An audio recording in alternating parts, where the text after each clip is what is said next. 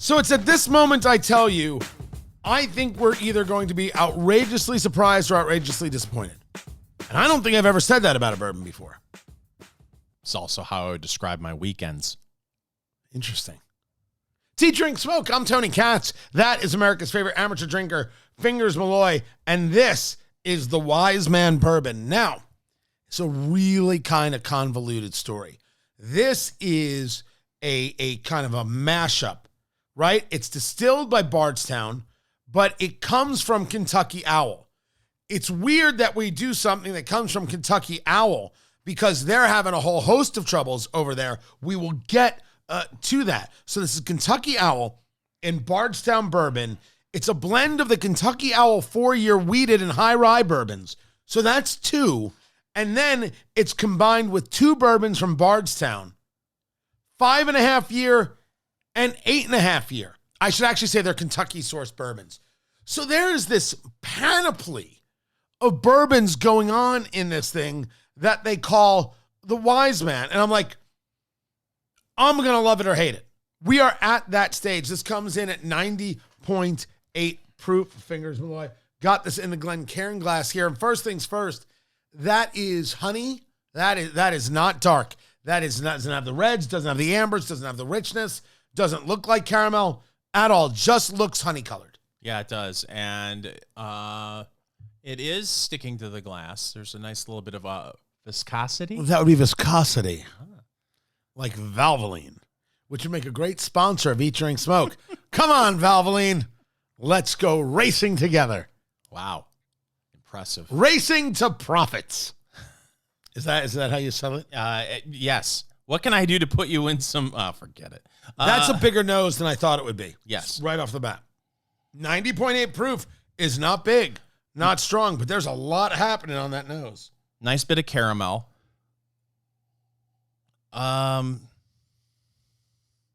Maybe a hint of alcohol. Yeah, I would say a little more than a hint. It is there. Touch of cinnamon, touch of cinnamon, and I'm gonna argue after you get in it for a little while, a little dark fruity. Dark fruity. Dark fruity. I saw them open up at Oingo Boingo. There it is in 1992. Yes. There's I think a little bit of dark fruit going on there in that. Okay, I won't argue it. But not getting a lot of oak. Is that cinnamon or is that just spice? Right? Considering that we know that there's this blend here of there's high rye bourbons in this. Here's what I would say. That could be it. Here's what I would say. If I picked this up without having any knowledge of the mash bill, I would tend to agree with you. But the fact that you've got the rye in there, it makes me think that that's more rye spice. Right? I think it's a little more... Not the mash bill, but the different... Yeah. If you're going to throw high rye bourbons in here, and you got to figure if they've got a couple of 4 years, a 5.5 year, and an 8.5 year, one would lend themselves to think there's more of the 4 year than the higher year bourbons to be able to make it last longer, meaning you can get more bottles out of it. That's how I would assume this mix goes. But enough of us smelling this stuff. You ready for this, Fingers Malloy? First of all, do you think when they put this together, someone was wearing a lab coat? I don't know. Maybe. And I've been ready for this all day. We are doing what's called the Kentucky Chew, moving the juice around the palate, getting a feel for the flavors. The first sip, I'm a big fan of the 2-sip concept. First sip to set the taste buds. Second sip to really get an idea of the flavors. The Kentucky Owl Wiseman Bourbon. The Wiseman Bourbon is what it says right there on the label. Fingers below. Really? Really? You look like you just got winded. You look like you ran an entire quarter city block. It is the finish. There is it's a cinnamon-like heat. That cinnamon heat, but it's not cinnamon. It's the rye spice. It's a nice bit of rye spice. That caramel is there. You're actually getting some oak. There is a nice bit of sting on the tongue, in the mouth. Nice bit of a gentle warmth in the chest. Maybe a hint of no, I'm not going to say that. It's good. It is good. I think I'll be interested to see what you say. That rye spice really hits you. All right. So you're a rye guy. So. I am. I'm going in. This is the Wiseman Bourbon, Kentucky Owl with Bardstown. Here I go. He's going in, ladies and gentlemen, with his Glen Ross glass, and he's doing what we like to call the Saginaw Swish, the Memphis Munch, the Chattanooga Chomp, a confused look over his face. That is so much richer. I'm telling I was 50-50. That's crazed. First of all, that's a whole bunch of fruit. Really? That's a whole bunch of fruit.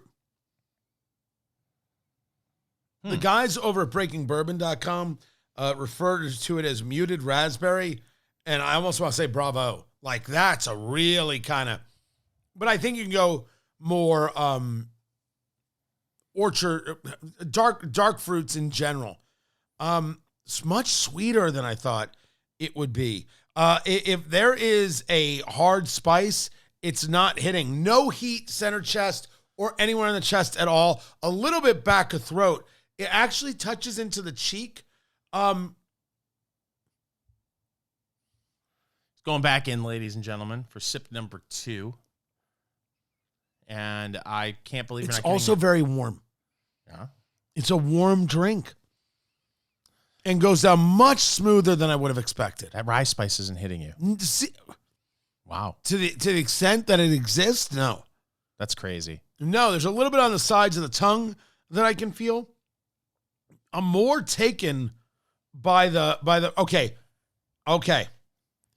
The finish has some spice. Hey, how you doing? How's your mother? And that's resting in the throat and the mid front of the tongue. Yeah, the sides of the tongue. Yeah. That's where the rye spice is. I'm telling you now, and there is a touch of oak going on. Yeah. It's interesting. I'm afraid to monkey with it. We're going to have to. I know. I mean, science. We do it for Eat, Drink, Smoke Nation. I'll add a cube. He'll add some water. Did you bring your droppers today? Of course not. Why did I even ask? Wow. This is interesting. Why would you make that assumption? Because you didn't bring your droppers. Well, I didn't. But why would you make that assumption? Because I do this show for a living. Fingers Malloy, this is the Wiseman, a blend of 4-year, 5.5-year, and 8.5-year bourbons. They're packed in a box. This came about in 2021. Fingers Malloy, is this in your liquor cabinet for $40 a bottle? Yes. Yeah. Yeah, now, what's interesting is I went back and looked when people did some initial reviews, things came out, it was $60 a bottle. Wow. I saw it for $50 on sale for $40, which means maybe it ain't so much around no more. Yeah, that could be. That's going to bring us to another story. Keep it here. It's Eat, Drink, Smoke. I make no claim of being a football expert. I make no claim of being an NFL expert. I make no claim at all that I know every detailed reason for a trade or anything else. But when I see crazy, I'm pretty good at pointing out crazy.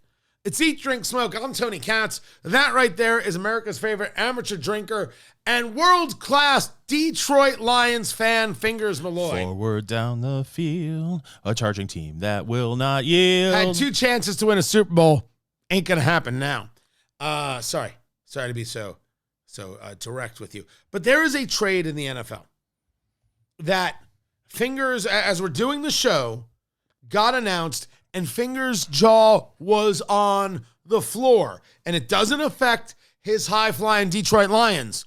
No, it affects the Green Bay Packers. Take us through it, if you would, Fingers Horatio Malloy. So Micah Parsons, the all-pro linebacker, really a defensive end in a lot of ways for the Dallas Cowboys, has been in a contract dispute with Jerry Jones for some time now. He wanted to have his contract renegotiated. He was scheduled to make, I believe, $21 million this year in his final year of his deal, which with his skill set, he would have been considered very much underpaid. And they were in the middle of a standoff, and Micah Parsons was doing what they call a hold in. What is a hold in? Instead of holding out, you actually show up to camp so they can't find you.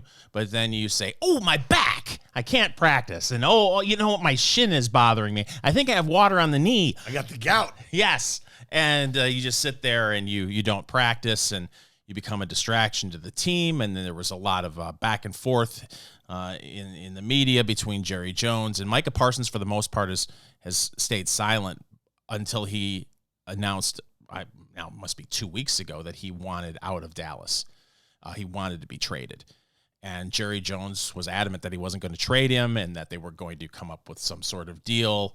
At one point it was, we aren't going to come up with a deal. He's under contract. He's just going to play for us. And Micah Parsons was saying, well, no, yeah, exactly. So it was just announced that the Dallas Cowboys have traded Micah Parsons to the evil Green Bay Packers. My God, first of all, we are heard on WHBY in Appleton and Green Bay. Evil Green Bay Sundays from 3 to 5 p.m. We love you guys. And we're more than happy to come up, and Fingers Malloy will wear a Detroit Lions jersey, and you can throw fresh fruit at him. You invite us, we will come up. We will grill brats with you. We'll do the whole thing. And eventually, you'll see Fingers Malloy wearing a cheese head.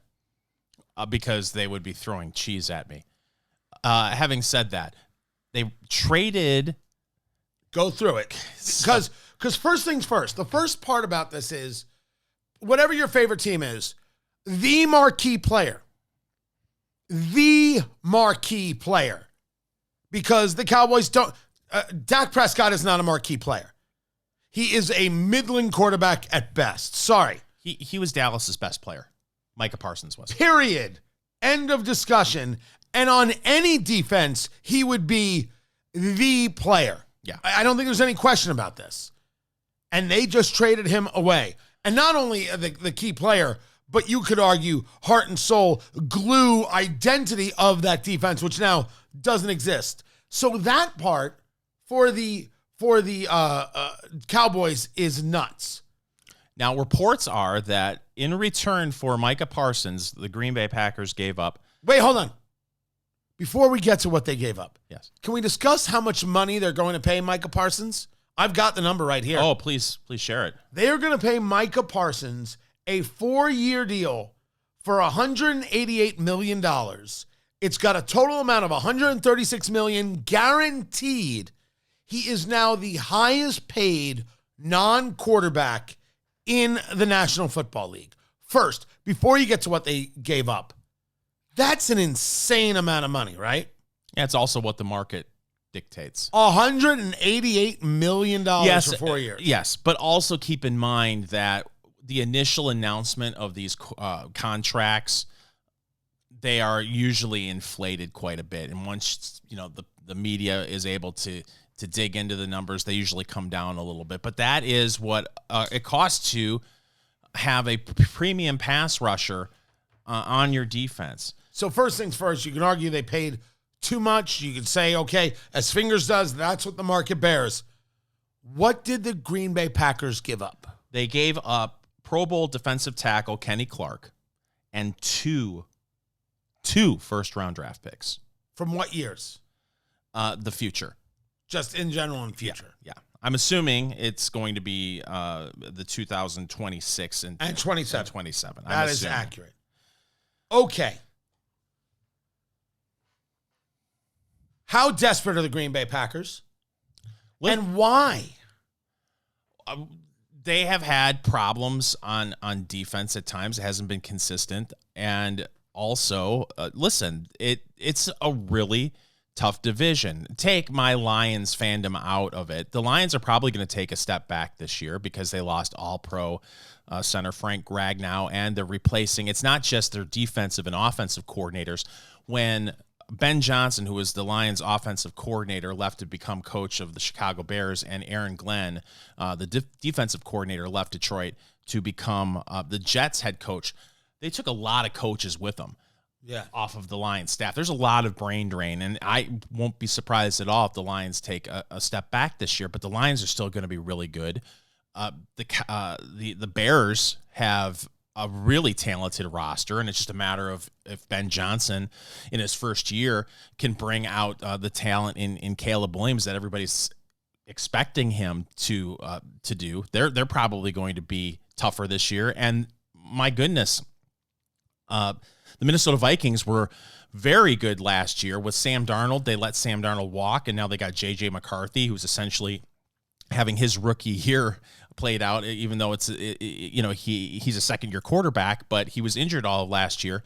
It's a tough division. So they've seen what's happened the last 2 years. The Lions have won the division, and they're tired of it, and they feel like they had to make a move. That's a crazed gamble. 2 first-round picks, a guy who delivered, and that money, that is an insane gamble. Think of it this way, though. If you're Green Bay, and I don't have their information as far as their draft capital, but say they only have their normal first-round pick next year, they're expecting to be really good. So if you're picking 29th, 30th, 31st, and hey, if they win the Super Bowl, 32nd in the first round, that's almost a second-round pick. So to bring on someone with elite talent like Micah Parsons for a very, very, very late first-round pick in 2 years, That's certainly an interesting way to look at it. It's a little more sober-minded than just my initial shock. The money just blows my mind. 4 years, $188 million. That's what people make in radio. It is. God, if I only had any athletic talent at all. If only I could say athletic. I have 2 problems now. Good gosh, what a deal. This is Eat, Drink, Smoke. Eat, Drink, Smoke. It is your cigar, bourbon, foodie extravaganza. I'm Tony Katz. That's Fingers Malloy. Find everything we do at eatdrinksmokeshow.com. If you would, right there. We are smoking from Liga. Liga, Liga Privada. You love it. This is the Undercrown Maduro, the Toro 6x52. I believe they call this a Gran Toro. Mexican San Andreas, Brazilian Matafina in the binder, Honduran and Nicaraguan in the filler right there. This is a full-bodied cigar. Getting ready for the final third of this cigar. Not much has changed. I'm not getting an explosion of flavor, of different flavors out of this cigar. I'm a little bit tobacco forward with this. I knew what I was getting. I knew it was going to have this level of strength. I knew it was going to have this level of conviction. I think that chocolate has picked up a little bit, not necessarily a coffee. I think that you talked about that initial spice. That is still there. It's just a big boy. It's just powerful. And you feel it. So if you're not somebody who's into that, this is not for you. If you like that, hey, allow us to introduce this to you. And coming in at $9.50 a stick. And the construction is spectacular, which is exactly what I expected here. This is, it's a box is $25. Find a few friends, split the box 5 ways. Everybody gets 5 cigars. Smoke 1 a week, 1 every other week. It fits into a rotation, especially at $9.50. If you're somebody who does this cigar on a daily, you're special. That is the best way I can describe it. I can't imagine lighting this up at 10 o'clock at night. And what it would do to me, I would be up until like 6 o'clock in the morning. Yeah. Oh, absolutely. Yeah. Absolutely. I mean, we're always clear about cigars, right? You're not inhaling a cigar. That doesn't happen. But it's still tobacco. There's still nicotine. There's still an effect that it has. 100%. This is a big pup, but I'm telling you, beautifully done. And we are drinking the Wiseman Bourbon, coming in at 90.8 proof. My cube has melted, fingers. Oh. My cube has melted. I'm trying it here. For me, it was rather fruity. It had a bit of spice, which I am attributing to the rye spice conversation. What is a cube going to do, right? So water brings down proof. That's exactly what it does. But it also, some flavors more muted, some flavors more prominent. It kind of, water or ice can open up the bourbon. It's not wrong to have something on a cube or on ice chips or the rocks, or just add a little bit of water. It's fine. People are like, well, you can't do that. They're wrong and they're silly. And you shouldn't talk to those people. Or you should ignore them one way or another. So I put a cube in here, and now I'm going in. He's going in, ladies and gentlemen, for round 3, actually, with the melted cube. And it got drier. It got spicier. No, neat. Dry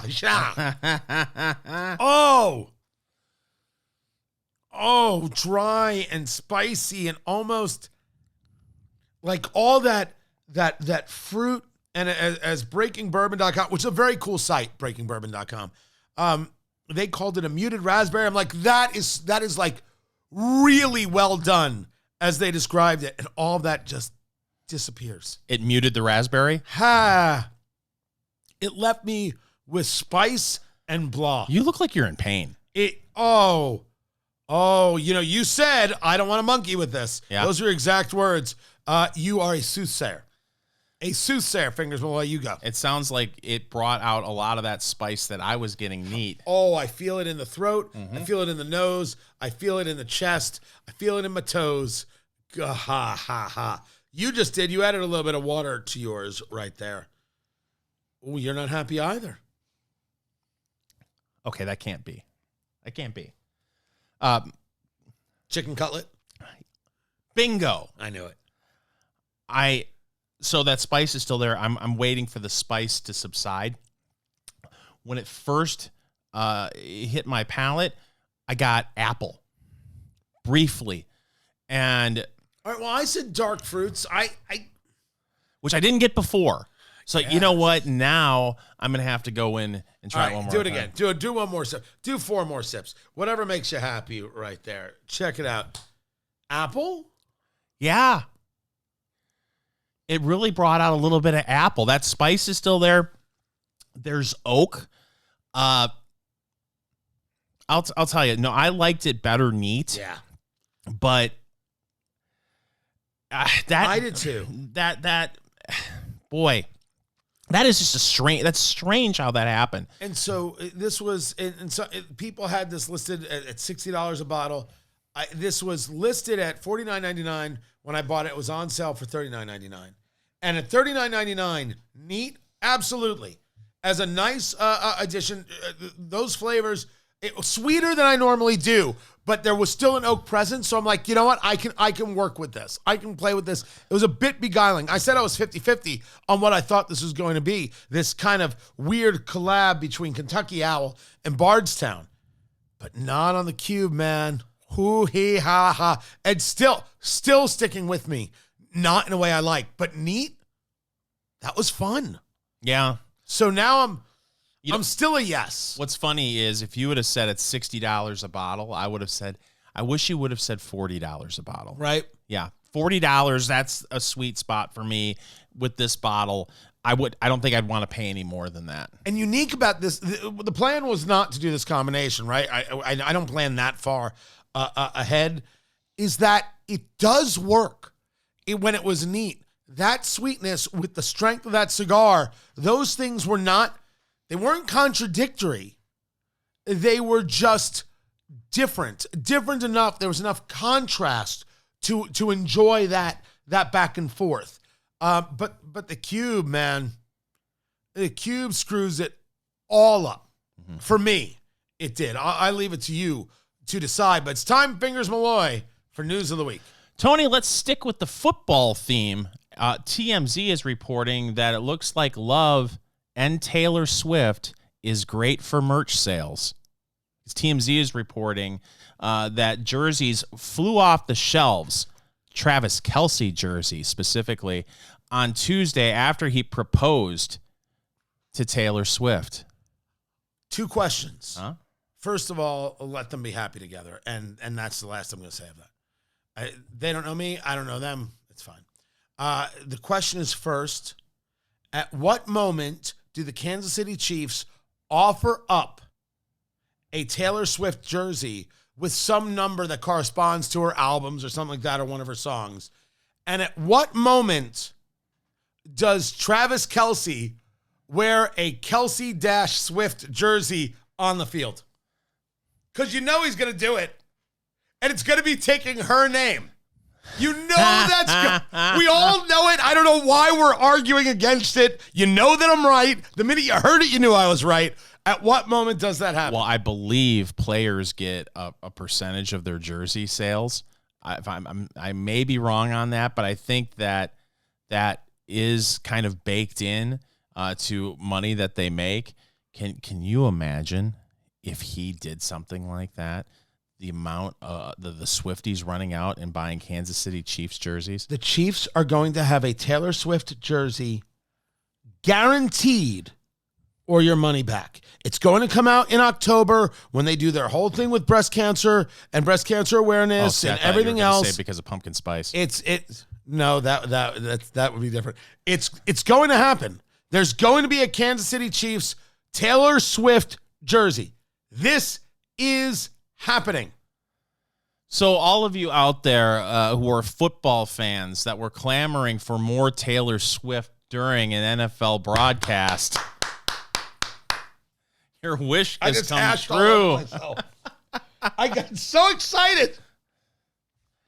Honestly, just go be happy and then stop people telling me about it. I'm not. People were like screaming, "Oh my gosh, she's doing it!" Good. Have you seen the engagement photos? No. I'm just happy to know that their true love is still real out there. It is. Let's see if they get married. Eat, Drink, Smoke. Nice bat. Thanks. You're welcome. It's Eat, Drink, Smoke. I'm Tony Katz. That is Fingers Malloy. Find everything we do at eatdrinksmokeshow.com and the podcast. Wherever it is you get your podcast, be sure to get that. Eat, Drink, Smoke. And on Instagram, Eat, Drink, Smoke Podcast. Facebook, Eat, Drink, Smoke. And on Twitter X, go Eat, Drink, Smoke. eatdrinksmokeshow.com. It didn't get done. I thought it was already done. My mistake.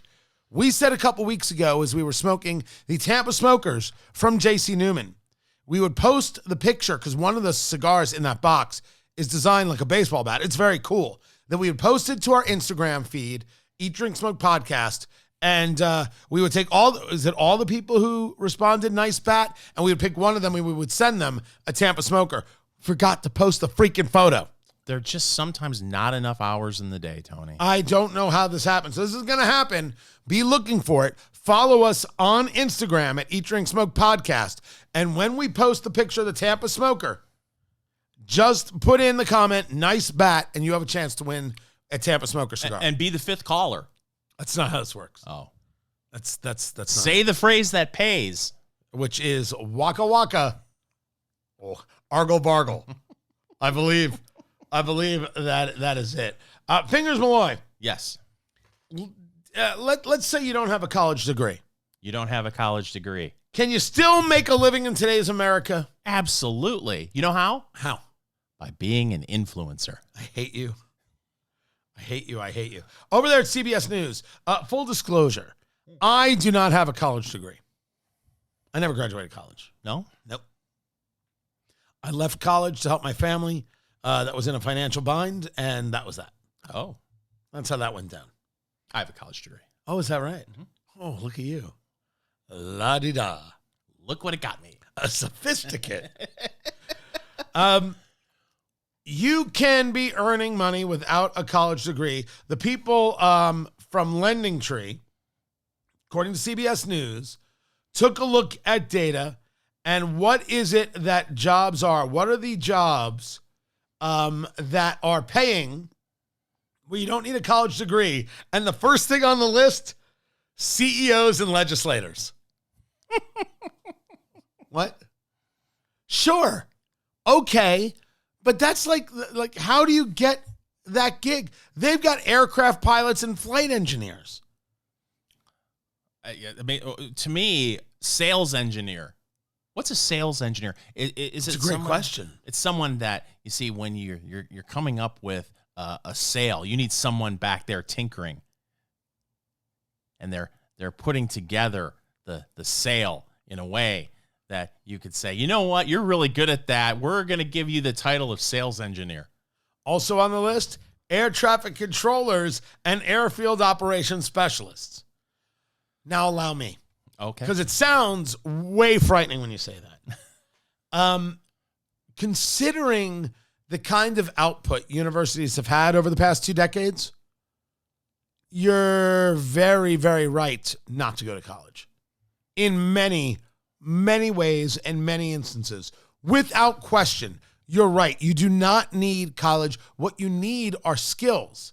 What you need is capability. Certainly there's the trade. So the idea of 4-year university versus trade school or specific training in a subject being different things. This is about a 4-year degree.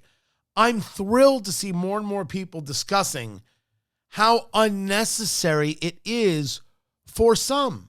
And I would actually argue for most, but I'm not going to go so far as to say for all. Some people absolutely will benefit from 4 years, not only in terms of the career that they're heading towards, but for their own development, for their own growth, for skill sets of social ability and compatibility and how to deal with situations. You know, your kids, some of them need that, and it'll help them tremendously, but some don't, and some don't want it. And I'm thrilled to see a society, and all the respect in the world to guys like Mike Rowe, who have been rowing upstream, not to make a pun there, on this subject. Absolutely right. There's so many other ways, so many more valuable ways to go about this. But this list is interesting. Elevator installers and repairers, and you're like, elevators? And then all of a sudden you're like, oh, that's actually pretty interesting. Yeah, there's probably a lot of those specialized kind of fields. Yeah, especially when you go to a big city and stay at a hotel. How many times you walk into the hotel and they've got 4 elevators and at least one of them's broken? Well, feels like it happens all the time. And I say to myself, where are you staying? Huh? Where are you staying? They're a great chain. Some people call them super. Oh, is that right? Yes. The Super 8. I shouldn't have said Super 8 because they don't normally have elevators. Yeah, but having said that, no, you've never noticed that before.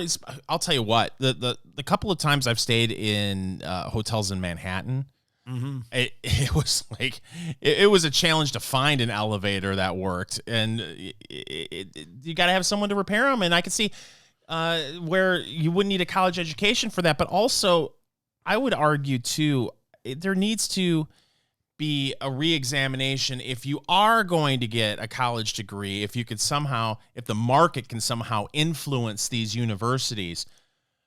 The 4-year bachelor's degree system is ridiculous. Agreed. The amount of classes that you have to take to get that bachelor's degree that have absolutely zero to do with your major.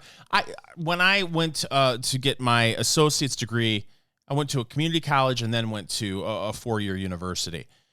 I took Tennis 1 and Tennis 2.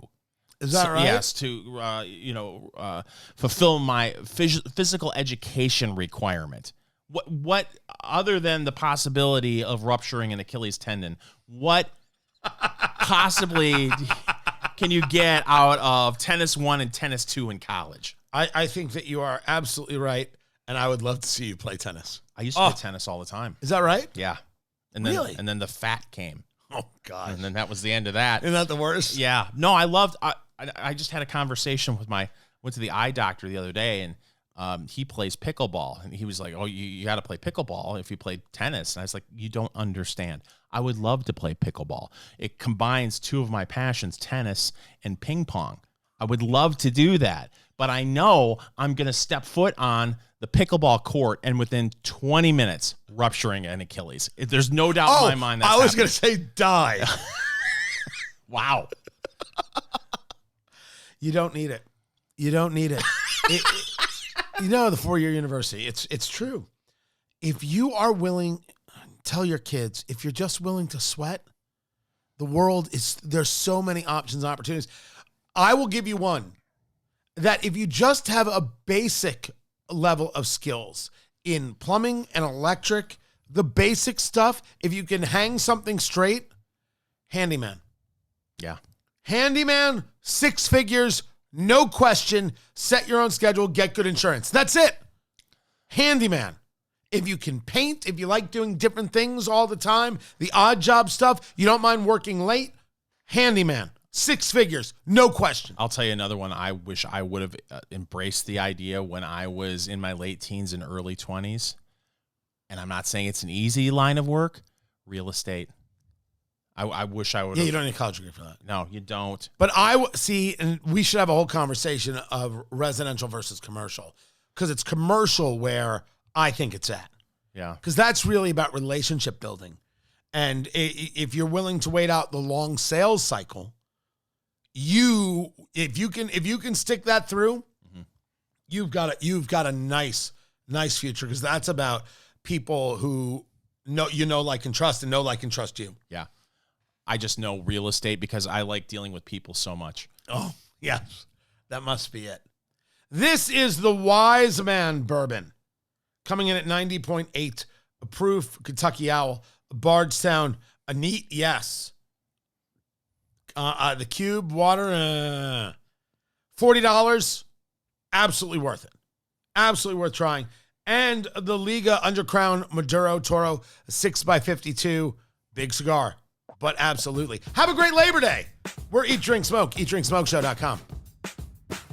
Follow Eat, Drink, Smoke on social media, on Twitter @GoEatDrinkSmoke, on Facebook, facebook.com/EatDrinkSmoke, and Instagram @EatDrinkSmokePodcast.